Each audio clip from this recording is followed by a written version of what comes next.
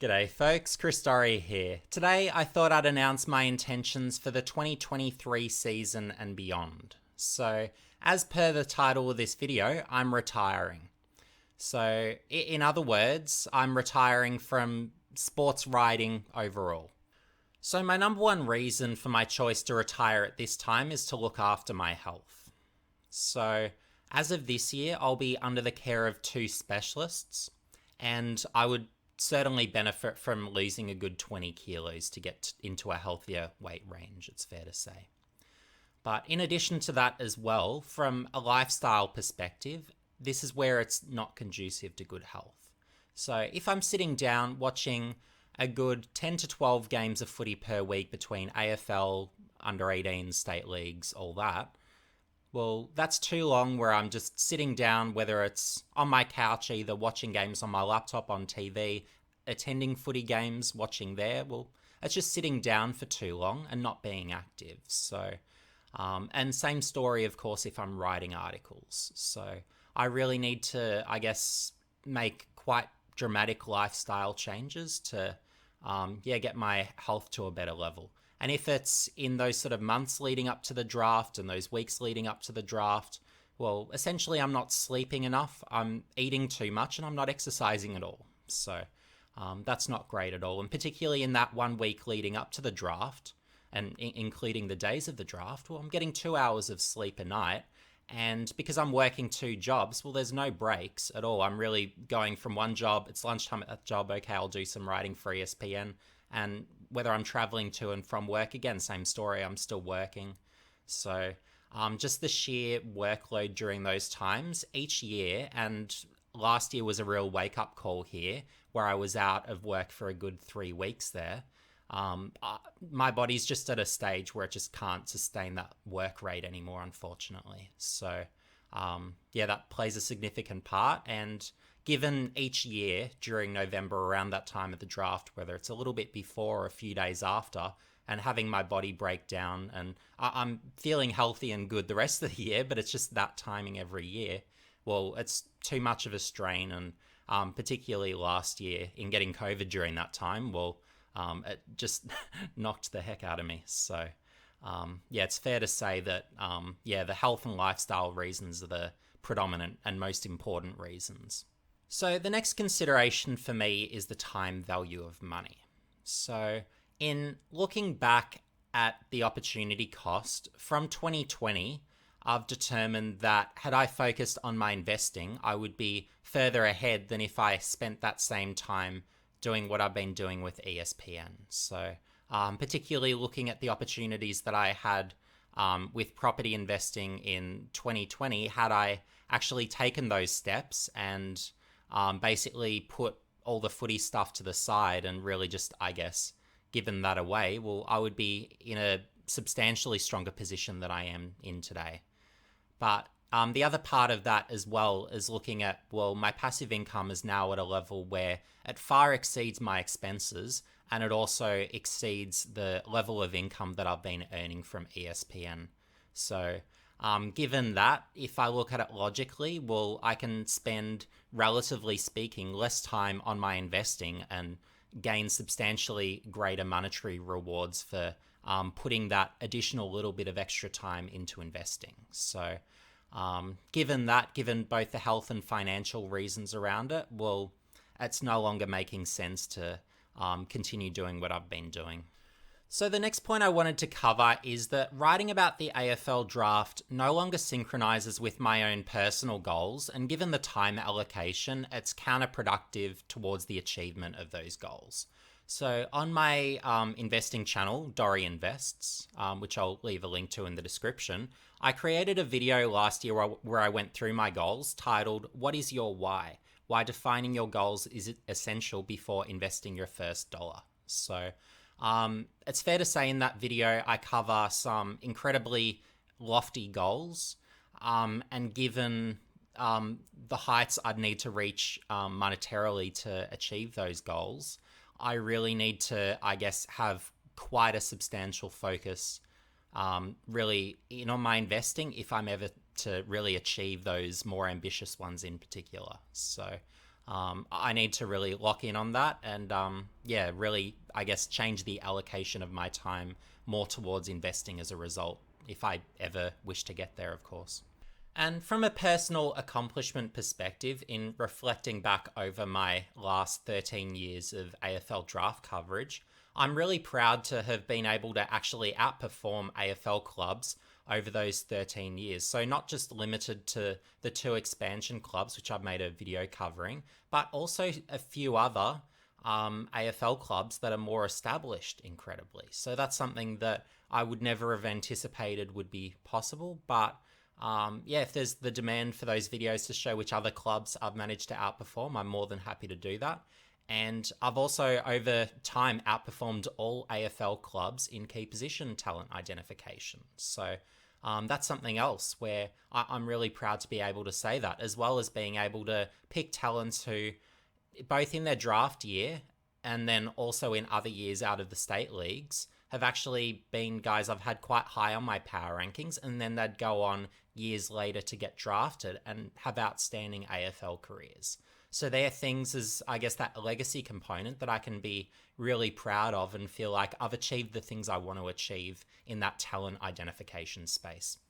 And I'm also really proud of my contributions directly relating to ESPN, where in 2016, when ESPN launched its AFL website, I was one of the original people coming on at the start of 2016, starting with draft coverage. So yeah, so during that time, well, those that knew about ESPN really, for the most part, knew about ESPN as that American sports specializing organization that specialized in NBA coverage and did a great job with that, and had no idea that ESPN had any Australian presence whatsoever. So to be one of the primary onboarders, particularly in those early days, creating awareness of ESPN's brand, aside from footytips.com.au, which also was that other sort of primary onboarder, well, I'm really proud to have had that impact.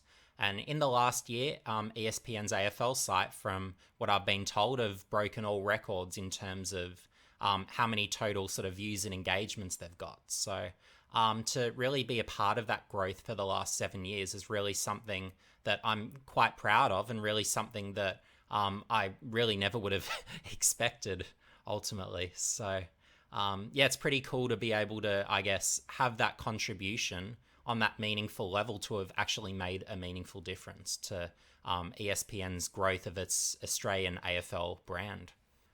And those who followed me last year would be well aware that I reduced my workload quite a bit. So, of course, I continued watching as much footy as I ever have, but the reductions in workload were that I dropped off Big Footy, where I was no longer making myself available there to respond to everyone's questions, which I've fielded in the past.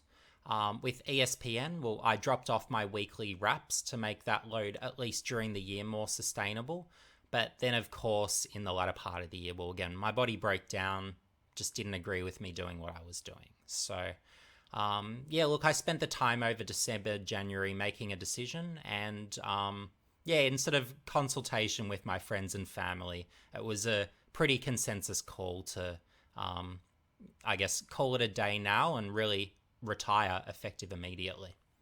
The one thank you I would like to express is to Neil. So he's the man who identified me from the obscurity of a football forum, and he took me under his wing and really mentored me in those early years. So I'm greatly appreciative to everything that he's taught me over time, and also the encouragement ultimately that he provided me, particularly in those early days. So yeah, many thanks to Neil for that.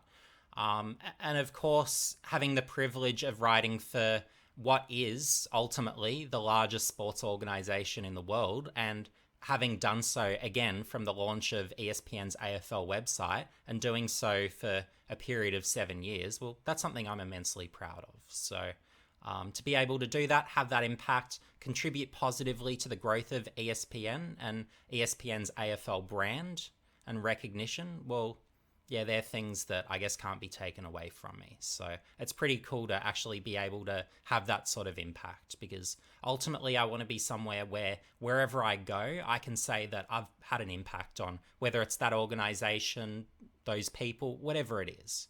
I'm here to have an impact ultimately. So to be that impact player and make a difference, well, again, that's something I'm really proud of. So for my football plans going forward, so you will find me still on 2 platforms. So you've got YouTube, you've got Twitter. So on Twitter, I will be a lot less active because ultimately I will not be watching nearly as many football games going forward. I will have a very casual approach, certainly compared to years past, where basically I'm just going to watch footy when I feel like. So whether it's AFL, juniors, state leagues, I'm just going to watch what I feel like. So don't know what frequency that'll be. I'll figure it out as I go.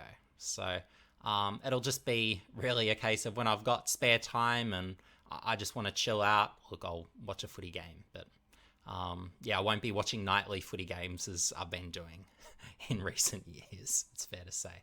So that's just for a quick and dirty feel. But look, on YouTube, I'll be exploring some different ideas. I'd like to do some draft redos and do them properly. I've seen other people attempt draft redos, and frankly, they've been awful attempts. Absolutely terrible attempts. So I'm really going to step up things quite a number of gears. And really, I guess, within those draft reviews, really go through some of the things that should have been done that weren't, and really some of the key things that should be learned to really, I guess, break some of the really terrible and blatant misconceptions that there are around the draft and draft methodology. So hopefully people take some things out of that. But yeah, basically it'll just be on an as I feel like basis. I'll be creating YouTube content, and also in the lead up to the AFL season as well. I do plan some Supercoach and AFL fantasy related videos. So look, in the immediate pipeline, what I'm looking at is a Supercoach team reveal, and I may also go through some of the sort of rookie priced players that I regard most highly to help people out with that. Because I have had a look at some of the teams of other YouTubers, and I think there's a bit of work to be done, honestly, with some of the rookie choices. So I'll be able to help out the community with that, it's fair to say. But additionally as well, what motivates me to continue, particularly with YouTube, is that I've made the comments in the past, and I'll continue making this comment, that I want YouTube to become an environment where independent creators can be meaningfully monetized. So I really want to see channels that have 100k plus subs. Maybe we can get 500,000 subs on a few channels. We'll have to see. But ultimately, I still want to contribute to making YouTube a space where basically it's a more relevant place to get your AFL information. So the Supercoach and AFL fantasy environment feels like it's pretty well served on YouTube, but my personal view is other components around covering the AFL probably do need some additional work as well to, I guess, get more people coming to YouTube as sort of, I guess, that first destination. So, so they're things that I'm conscious of and want to help contribute to as well going forward, even if my involvement isn't sort of necessarily regular. Thanks for watching, folks, and if you could, it'd be great if you not only subscribe to me, but also subscribe to your other favourite AFL contributors on YouTube. Because ultimately, the more subscriptions people get, the more likes, the more comments, and the more views, and really the full duration of video views that each of our channels get, ultimately the better for the AFL space on YouTube. Because ultimately, there's really no meaningful money at the moment in YouTube for AFL content creators, but there's a lot of really great creators out there that really deserve to be monetized for the substantial efforts they put in. So it'd be great if you, again, not only subscribe to me, but subscribe to your other favorite AFL personalities on YouTube, whether they're covering Supercoach, whether they're covering your favorite clubs, whatever the case may be. And do some research as well. Try and find some search results around topics around the AFL that interest you, and you might discover a few other AFL channels that are worth getting behind. But anyway, folks, see you in the next video.